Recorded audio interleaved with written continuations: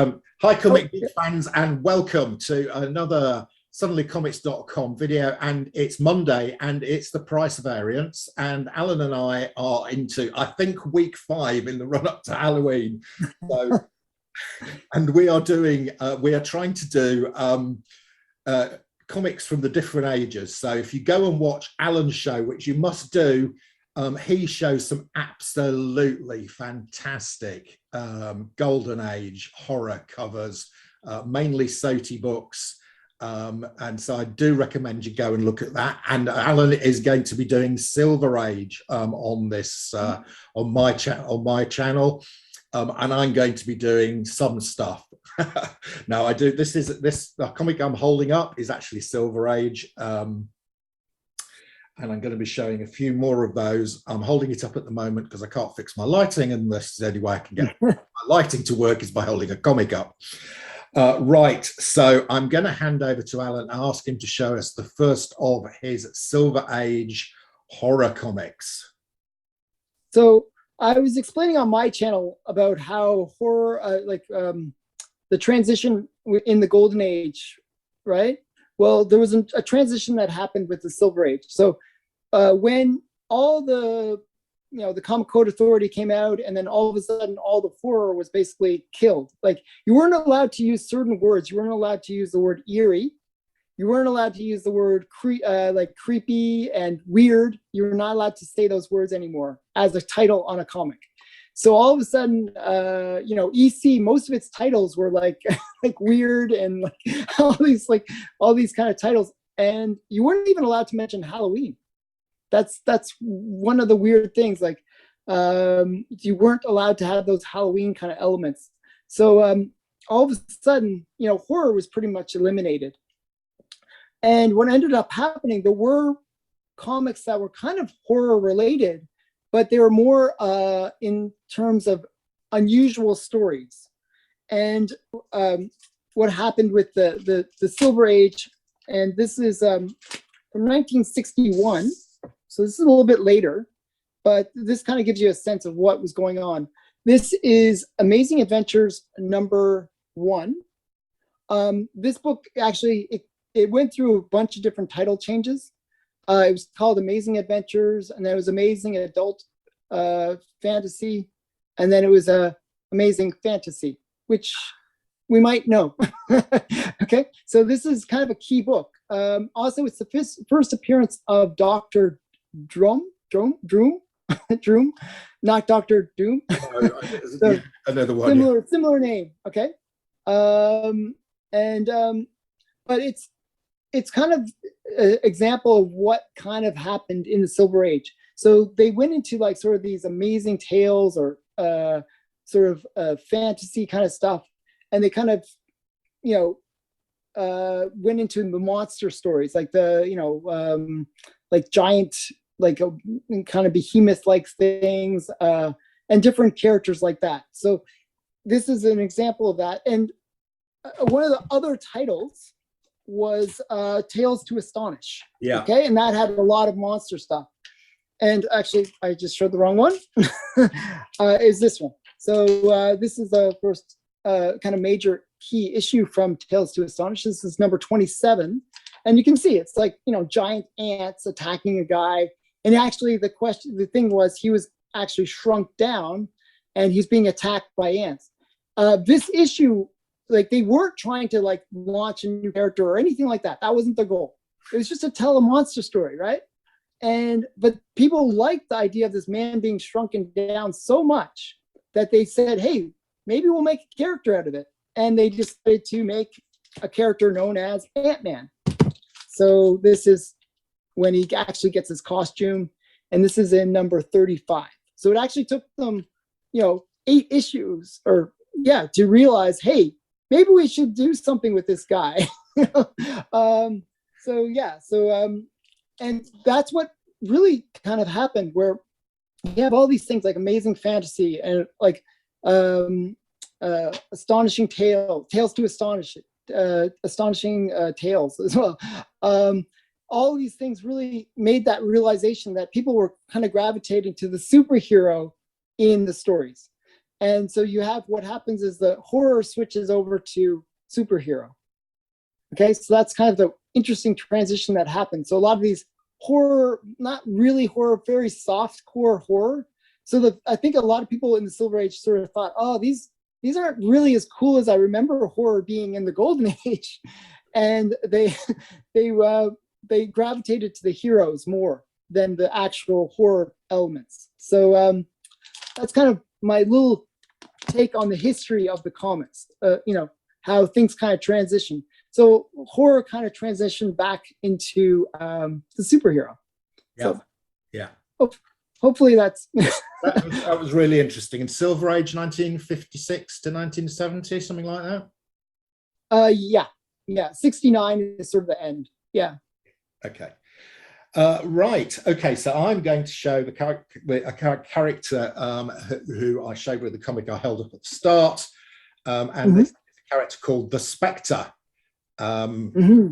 He's a policeman called Jim Corrigan who gets dumped in a barrel in cement or something and dies, but refuses to go in through the pearly gates, and so he gets sent back to Earth with powers to do the will of him above, as a character called the Spectre, a hugely powerful character with very strong powers indeed. He's immortal, and he's got all sorts of very strong powers. So probably one of the strongest beings in the DC universe. Yeah, definitely. This is actually a Silver Age appearance. This is 1963. And then I've actually got, this is a similar sort of date. This is a Brave and the Bold with Batman and the Spectre on it. So Spectre does appear a few times in Brave and the Bold with Batman. When we're moving out of the Silver Age into 1987, so probably Copper Age. And here I've got a copy of the Spectre. I actually bought this because it's actually got the Spectre and Madame Xanadu. I was wondering if that was Madame Xanadu. Yeah, that's a great cover. Yeah. So have you shown that on your channel before? I have shown this one before. Yeah, I thought I saw that one. I showed it as a spec comic. Good spec. Yeah. Then there was a really good series in the when was it? It's in the 93. This is modern age. Although I have heard this age called the Image Age. It's this sort of and my definition is the Plastic Age. The Plastic Age. Okay. Well, mine's wrapped in plastic. So this is a series from during the 90s. It basically ran from about 93 through to 98, and it had a single writer all the way through called John Ostrander. And this was a real horrific comic. This was a real horror comic. I mean, in this episode here, a child gets buried in a coffin in a graveyard, and the person who's buried him dies. And they can't get to the child, and so the Spectre has to go down into hell to get this guy's soul off the devil so that he can find out where the child is buried. I mean, it is really quite serious horror, and all the way through that. Cool. This next one, this is real 90s. So this one is a glow-in-the-dark cover. Yeah, I have that one. That's great. Yeah, great. And all the people there, the bits that glow in the dark are their ribs on the skeletons of the characters. So, typical. See, that's why I called it the Plastic Age, because you get all these kind of hokey, like kind of cheesy, plasticky kind of elements. But and there's just some great covers in this series. Another one here. I'm just going to show a few of these because I like them. And this one's really nice. This sort of bluey devil appearing. That's nice. Yeah. So do you have the full run of that, or I don't have the full run. I'm going to pick a few more up actually, because I've read a few of these and I quite like them. This is a nice cover. And I've got the last issue. As you often say, get the first issue and get the book. Get the first and last. Yeah. Bookends. Yeah. The last one.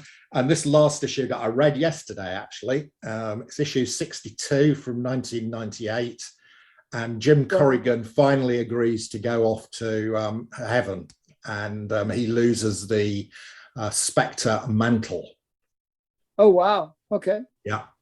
And everybody from the DC universe comes to say goodbye to him. Oh, Batman, nice. Batman, Superman, Swamp Thing, Man Thing. Man Thing, yeah. Oh, it's Swamp Thing, it's DC. Swamp Thing, yeah. Man Thing is Marvel. It's Swamp Thing, it's DC, it's Swamp Thing. John Constantine, I mean, you name it. They all appear because he's, he says I'm going, and he sort of invites them to his funeral, and great issue and a really great run by John Ostrander, running throughout 92 through to 98. So recommend that series. So that's my first little run out there, the Spectre. Those were great. My son really likes the Spectre, so I actually had a bunch of Spectres, some of the similar issues, but my son has stolen them all, and he's got them hidden in his room right now. So he actually stole some of my Silver Age Spectre too, which is kind of interesting. So I kind of want to show a little run as well. Like you showed a bit of a run there. Yeah, I'm going to show you a bit of run where sort of horror went to go. Like horror couldn't stay in comics. I kind of explained that, right? They weren't allowed to do a lot of things. Like, as I said, they couldn't mention certain words. So a lot of these horror artists had no place to go. They had no home. And the magazine that I love so much was their home. And one of the major titles was a title called Creepy. Okay, and this is Jack Davis art. Just a really great Creepy #1. And mine's a mint copy, actually. So, yeah, I've got a copy of that. It's pretty good. I don't think it's quite as good as that, but it's probably a 7 or 7.5. Yeah, this is probably like a 9 something. Yeah, like 9 something. It's pretty solid. There's no spine ticks, nothing. It's pretty solid. Then we got, I think this is Fazetta and Creepy #2. So I'm doing a little run. I'm just going to show you. So we got some pretty major artists. These were Golden Age artists that were kind of big. Yeah, I mean, Fazetta is one of the best comic artists. Yeah. Whenever his stuff comes up, like sometimes his original art comes up for sale and it's in the millions of dollars. It's just insane. So actually somebody offered me way back when Fazetta, like a painted cover, like the cover that he had done, the artwork, I should say. And he was like, it was like 100,000. I was like, oh, that's a bit much, but I should have picked it up. It would be like a $5 million thing now, right? So that's #2. And you'll see that I have like little stickers on them, like where, those are, I bought these from Mile High. It says like, this is a near mint copy. Wow. I paid $10. Wow. $10. Okay. So this is like probably like a $300 book now. Yeah. This is in that condition. Yeah. Creepy #3. And Mile High actually was kind of notorious for undergrading their books. So it's kind of weird. You get like a VG copy from them, and it's probably like a fine. It was just like he was very strict about grading. It was quite nice that way. So you get pretty good deals. You'd be fair about a little bit high on the pricing, so it kind of balanced out maybe a bit. But then we got Creepy, another Fazetta one. This is Creepy #5. And then we got Creepy #6. I got another Fazetta. Like all these are like a lot of Fazetta, early Fazetta stuff. Like, nice. And these are all Silver Age. So it's just like, this is where Silver Age horror was. Got that one. And we got Creepy #9, another Fazetta. So lots of Fazetta. Yeah, and I've got a number of these early Creepies, and I was looking at them the other day, and really the quality of the artwork is exceptional. Is exceptional. Most of them were black and white interiors, yes. But they in the 70s they kind of started putting some color in order to maintain the readership. So they put color in later, but most of them were black and white interiors, but very amazing artwork. Just consistently very high quality artwork. And you got you showed a Corbin earlier on my channel, I believe, and these were ones that were Corbin was there. You got San Julian. You got Fazetta. You got Jack Davis. You got all these like pretty major artists that kind of went into this magazine. I think Rice as well.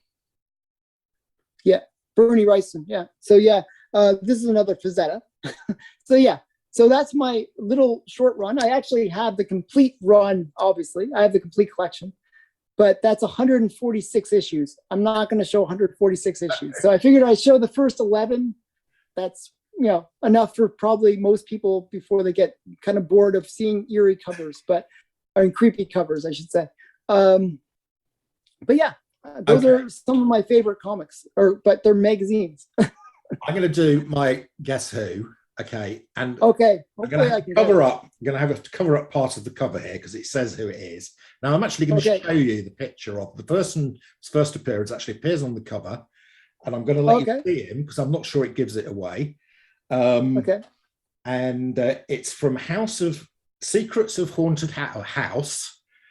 So I think last time I explained I bought a whole load of DC horror. For very little. Anyway, I was going through it because I'd got them out to have a look at them for the last week's show, and I was suddenly looking at this and thinking, is this character's first appearance? And it is. Okay.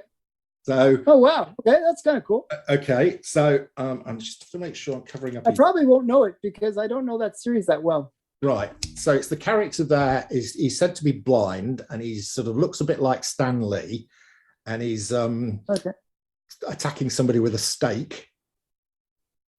Do you know who? You will have heard of him, I'm fairly sure.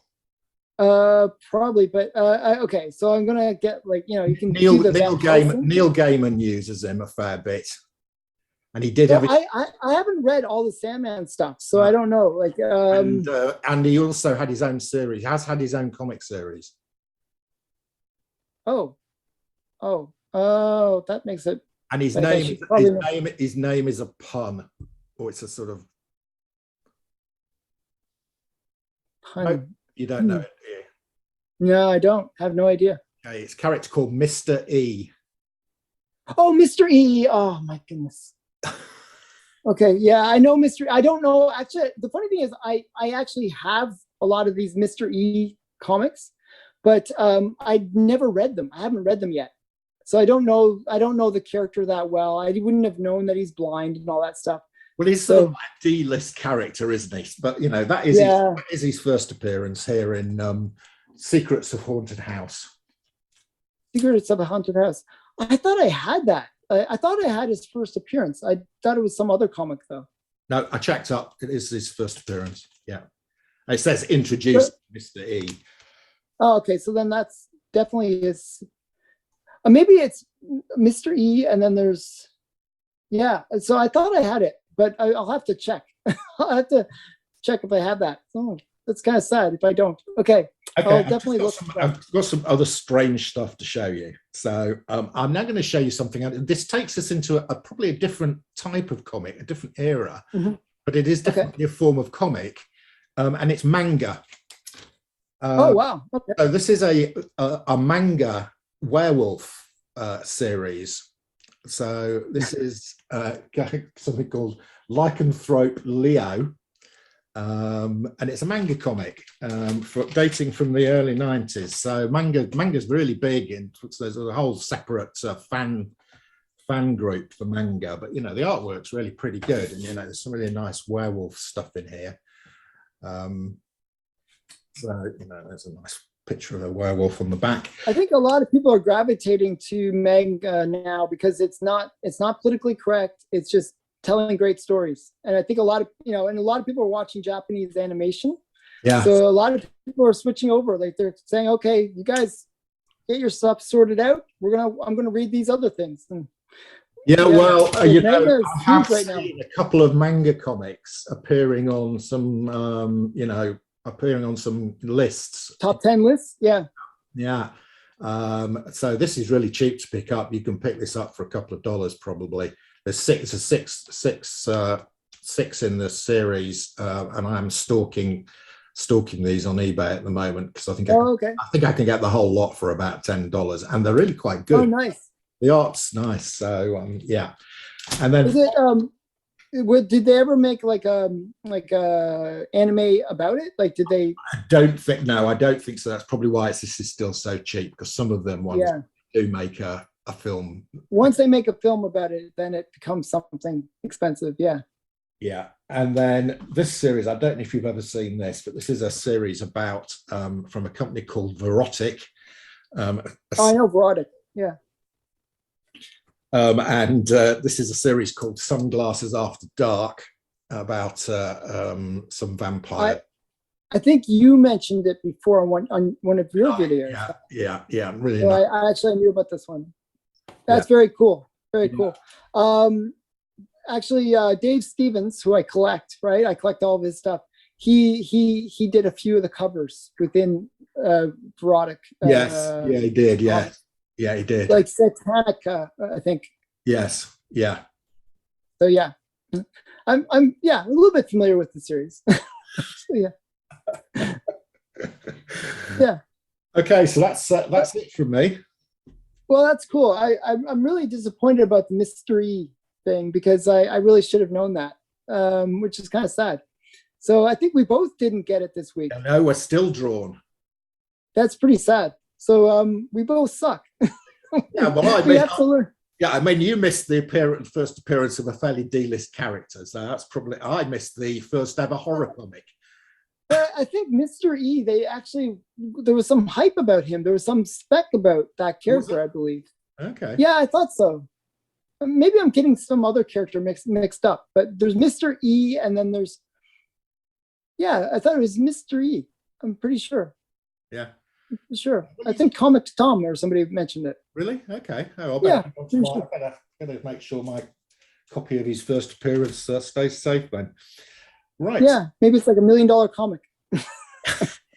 Yeah, maybe in another 50 years, if he gets his own Disney Plus series. No, he's not going to get a Disney. No, DC take off and they have their own television programs, and he gets his own program, maybe. Okay, cool. Any more to show us, Alan? Nope, not for today. No. Okay, right. So our next one is our Halloween extravaganza. Super spectacular extravaganza.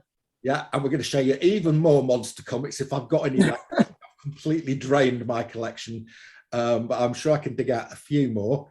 And I might dress up. So. Oh wow! You're not getting me dressed up. I'm not dressing up. Are you not dressing up? No, I don't dress up. I'm not a dresser. All right. Okay. Well, I'll dress up, and I might dress up then. I'll see if my mate's available and he's going to lend me some of his stuff. I'll dress up. Okay. Cool. Thanks, comic book fans. Enough said.